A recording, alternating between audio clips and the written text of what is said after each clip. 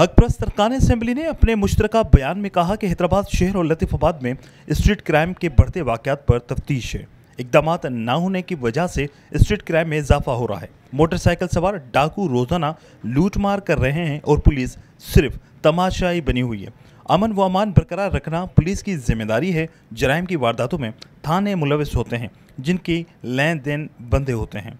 Street crime से मंशियात, खुलेआम फरोख्त व दीगर वारदातों समेत कोई भी जुर्म पुलिस की मर्जी के बगैर नहीं हो सकता। इस सूरत हाल के बायस अवाम में शदीद बेचैनी और खौफ व हिरास फैल रहा है। ज़रूरत इस अमर की है कि इस सूरत हाल का वज़ीर-ए-आज़म और सूबाई हुकूमत न सिर्फ नोटिस लें बल्कि हैदराबाद के लोगों को हकीकी मायनों में हर किस्म का तहफ़्फ़ुज़ फराहम करें। उन्होंने कहा कि हैदराबाद और लतीफ़ाबाद में जराइम की रोकथाम के लिए पुलिस को सख्त इक़दाम करने चाहिए।